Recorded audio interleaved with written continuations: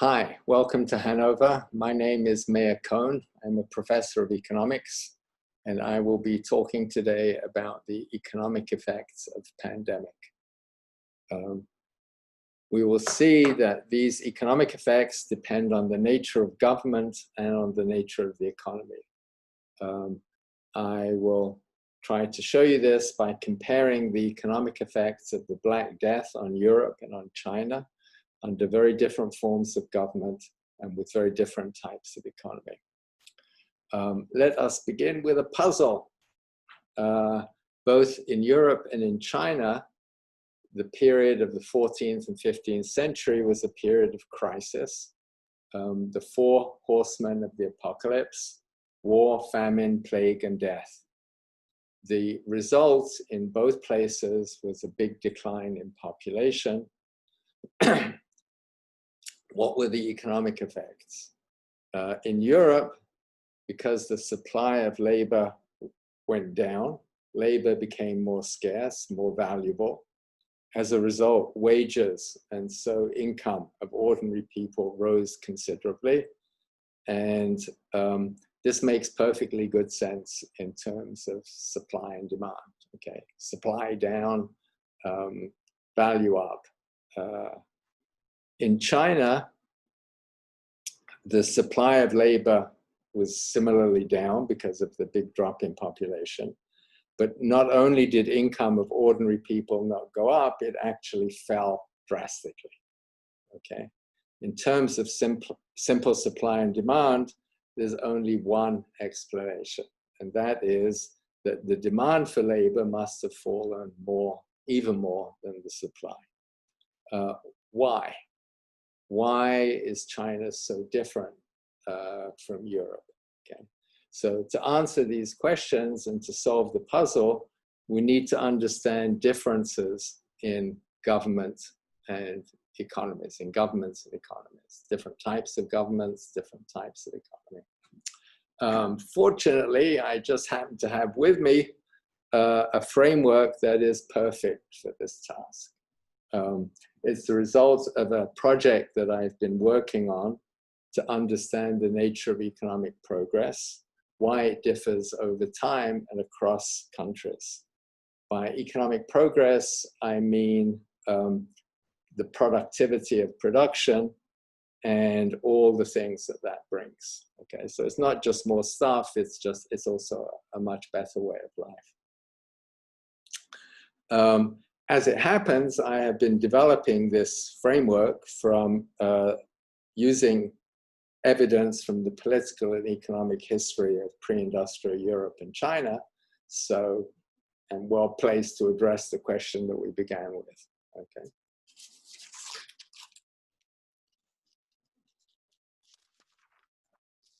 Okay. The first thing that I learned from this evidence was that to understand economic progress, we have to think about not just production, but also two other economic activities, commerce and predation, and how these interact with production. So production is making stuff for your own use and to trade with other people. Commerce is people who are engaged in commerce don't make anything. What they do is they buy and sell stuff that other people produce, okay? And predation is the use of force to take stuff from other people who may be engaged in production or commerce, okay? And to understand economic progress, we need to understand the interaction between commerce and predation and production. Okay, so commerce interacts with production in a self-perpetuating process of economic evolution that generates economic progress. So it's the interaction of commerce and production that creates economic progress. Okay, commerce mediates exchange. Okay, buying and selling, buy from one person, sell to another, mediates exchange, makes it easier for people to trade with one another. Okay. The result is a larger market, okay? As a result, this means that production is at a larger scale. This allows productivity to increase, hence economic progress. Increasing productivity, larger economy means more opportunities for commerce. So commerce comes back in, expands the market even further, more economic progress. So it's a self-perpetuating process, okay? So given this self-perpetuating process, why aren't we all rich? Why isn't the whole world rich? And the answer is the third economic activity, predation.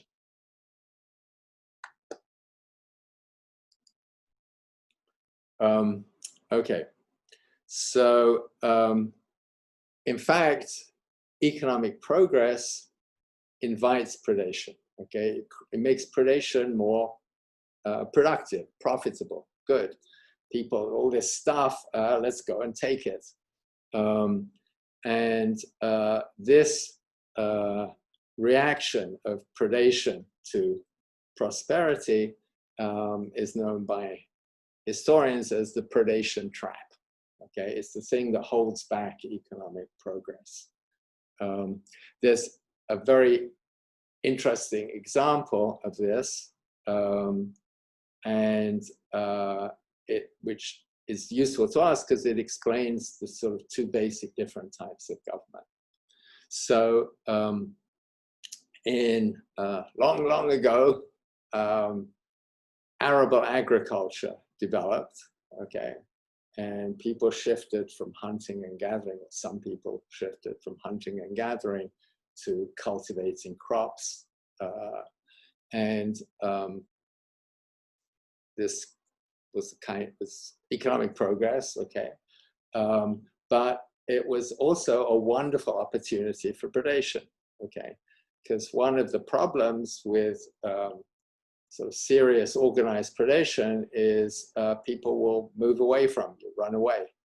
But if they're cultivating crops, it's hard for them to do that. So what happened was that groups of armed men organized themselves and took over whole areas of arable agriculture and collected tribute from the people in those areas, okay? This was the first form of government, okay? This kind of government I call predatory government because its origin is in predation. And in human history, it's been the most common form of government. Yeah, so that's sort of the origin of one type of government. One of the interesting things about the predation trap is that commerce, economic progress isn't helpless in the face of predation. It can evolve and organize to protect itself, to mitigate the harm of predation, and things will go on. So as a result, predation doesn't kill things off, but it's a big obstacle, okay? In this case, okay, populations that were sufficiently concentrated so they could get together, sufficiently wealthy that they were in a good position to do something about it, organized to protect themselves, okay? This happened mainly in commercial cities, of which there were already a few, and they set up a form of government to organize their defense. This kind of government I call associational government because it's based on an association of people, and that's sort of the second major type of government, okay? Okay. All right. So looking at history, we observe two basic types of government, lots of variations within those types. Predatory government is imposed from above to prey on the economy, and it's bad for economic progress, obviously. Associational government is created from the bottom up, not imposed from the top, by a population to protect itself, and it's generally favorable for economic progress, okay? Looking at history, we also observe three basic types of economy, okay? Each of them is a different combination of our three economic activities. production, commerce, and predation. Okay, so every economy has to be based on production. Okay, no production, you don't eat. But the other two are optional. Okay, so if you only have production, nothing, no commerce, no organized predation, you have a subsistence economy. And households are mostly self-sufficient. They trade a little bit with each other, but no commerce, no long-distance exchange. Productivity is low, and there's little or no economic progress. Okay.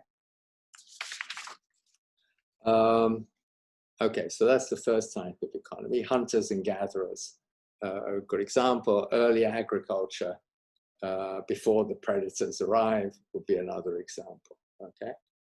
So if we have production and predation, in particular predatory government, okay, but still little commerce, the result is what I call a tribute economy. Okay, so the predatory government is exacting tribute from the population, and very often it will tell people what to produce for it, what it wants. Sometimes it will even organize labor in larger sorts of economic enterprise, think building the pyramids. This organization of labor is what we would call a command economy, okay? In such a tribute economy, okay, there's some subsistence and there's a lot of production for tribute, much of it organized by the government in a command economy.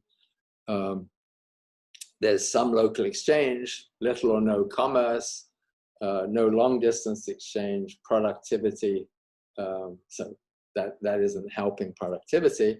However, productivity may be considerably higher than in a tribute economy.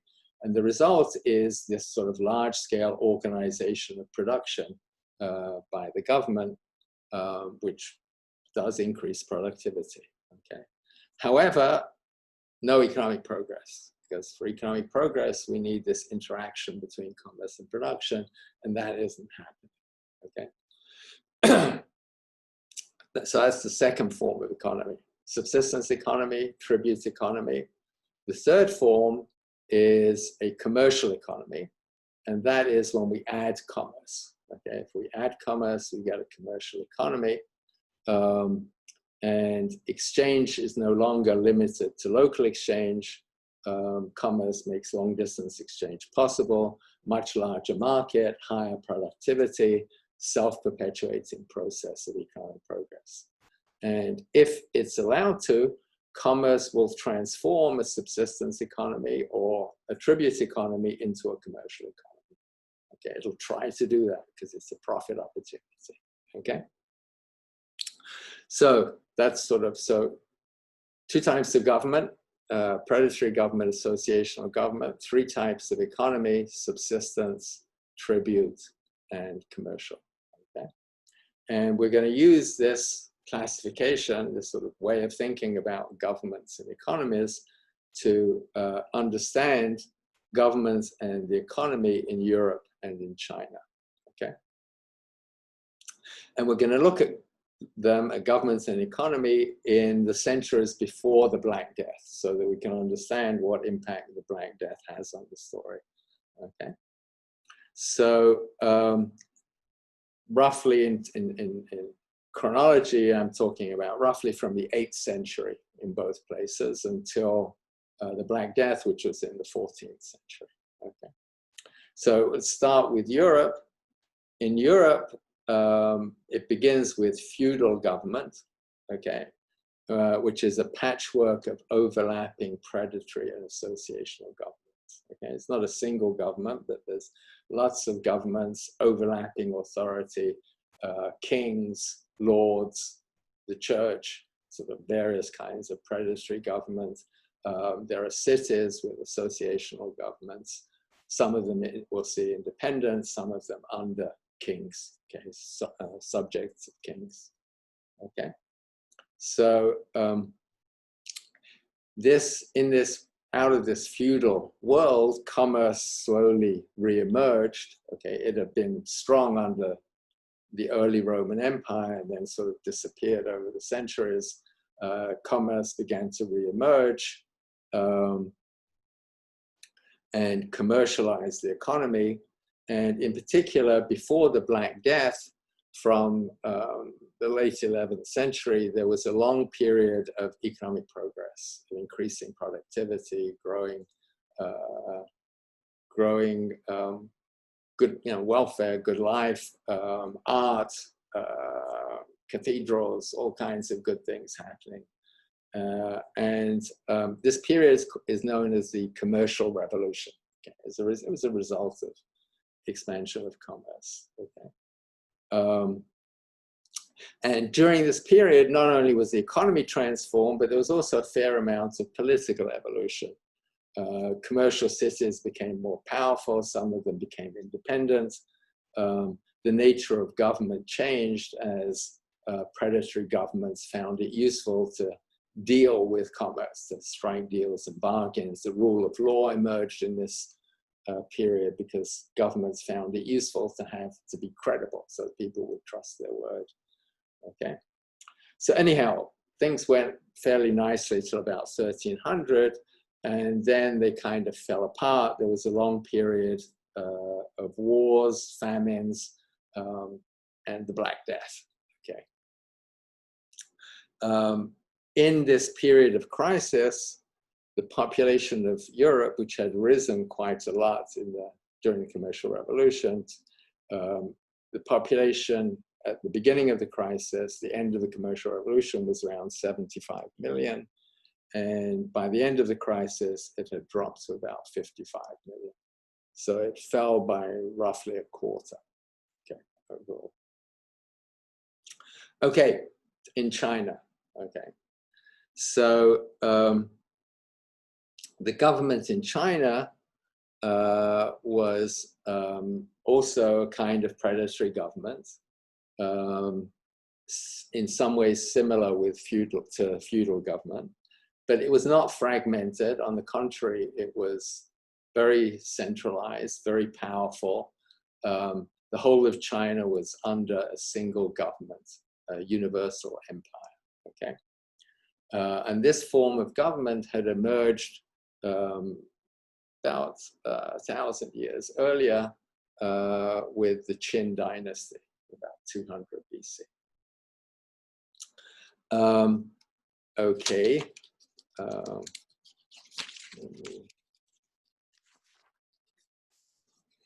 So the economy was a tribute economy.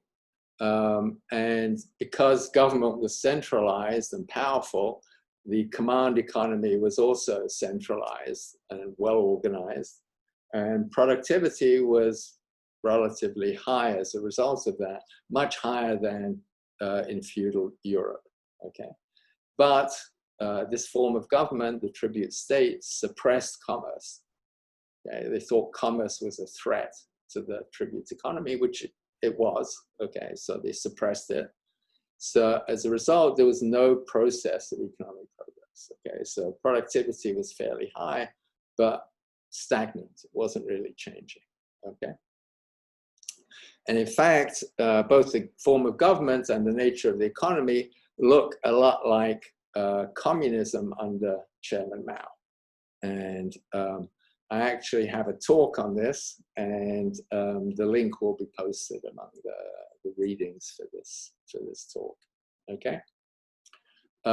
So this situation from the 8th century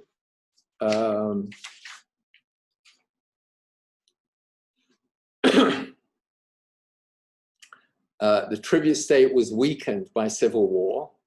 It eventually fragmented, and this weakening and fragmentation allowed commerce to pop up again. Okay, commerce is always ready to pop up if you allow it to do that.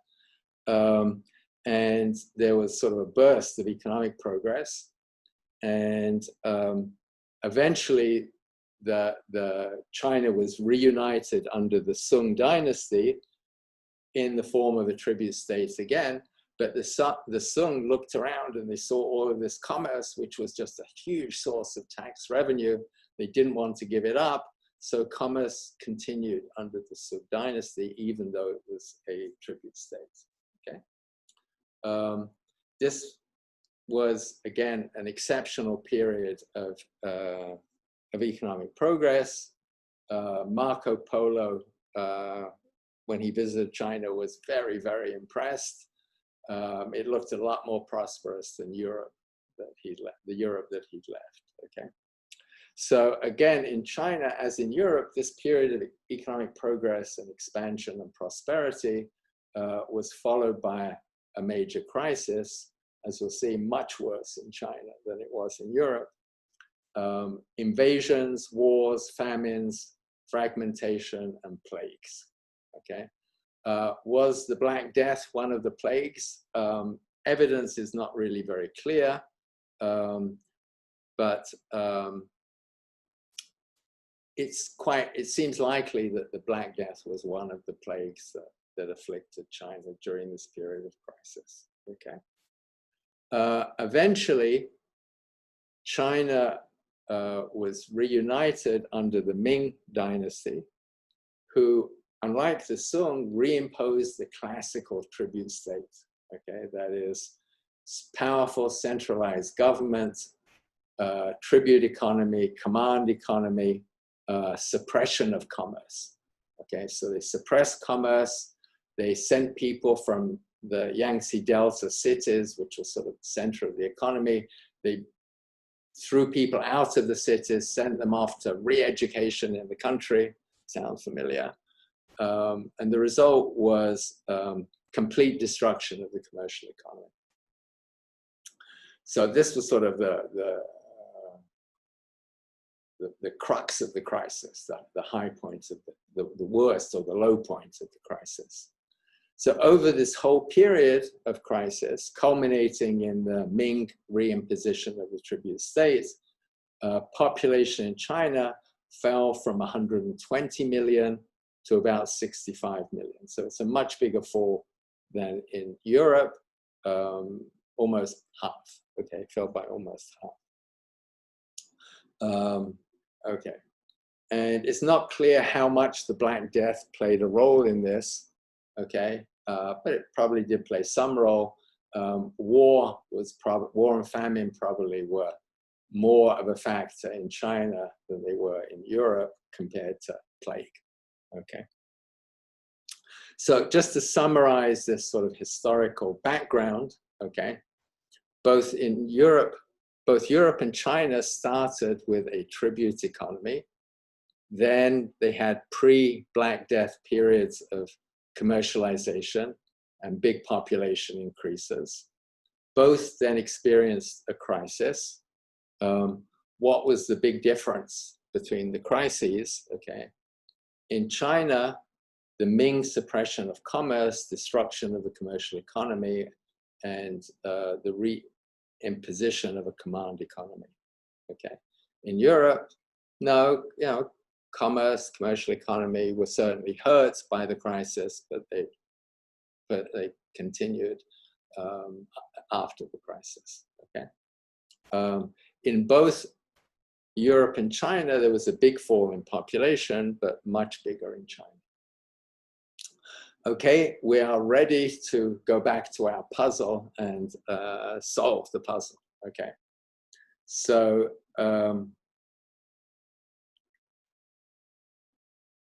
all right, so if we look at Europe, okay, so the context, so the period after the Black Death, commerce, commercial economy survived, okay, it survived the overall crisis, and the economy sort of bounced back. The immediate effect of the fall in population was the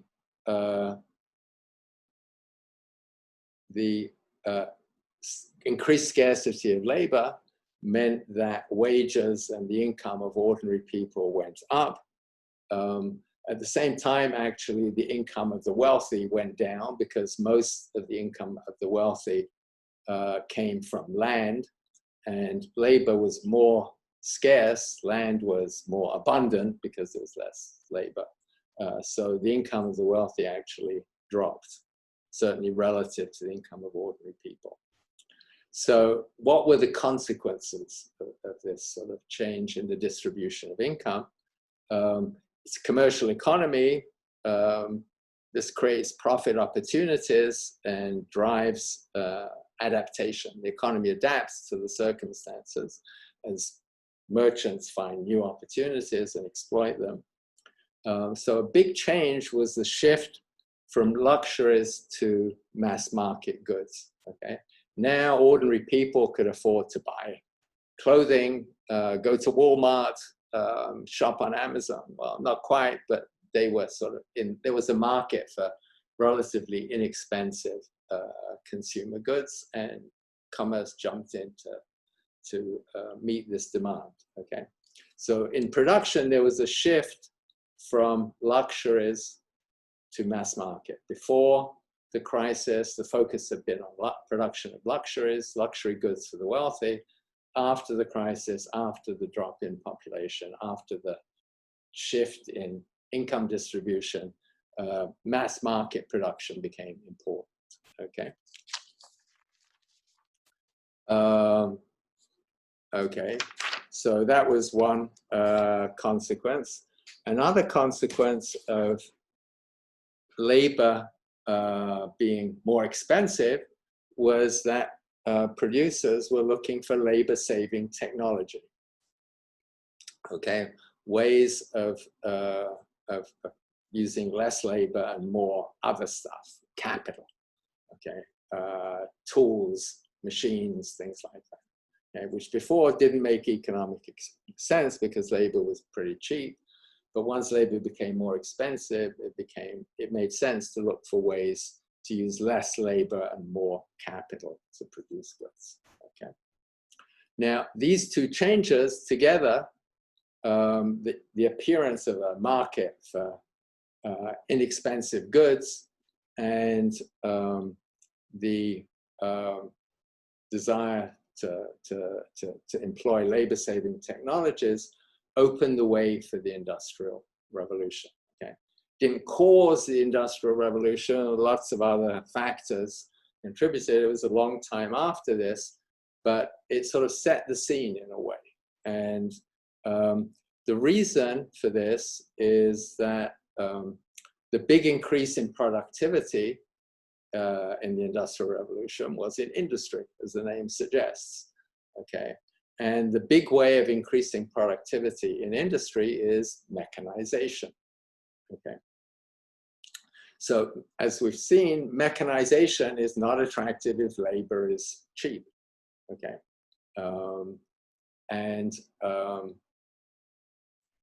but we saw that in Europe, partly as a result of the Black Death, labor had become expensive.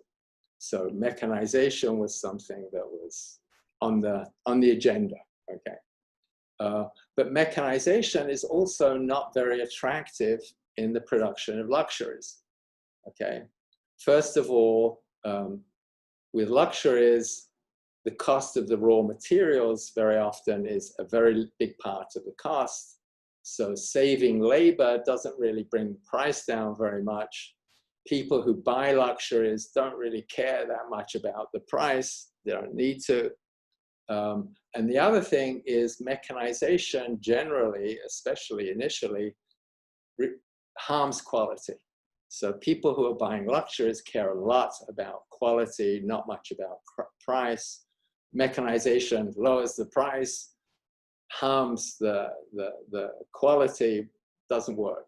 Okay, mass market goods are different. Okay, the people who buy mass market goods care a lot about price. In the production of mass market goods, labor is most of the cost. Okay, so if you can do things to save labor, to mechanize, even if it harms quality a little bit, you're going to sell a lot more stuff.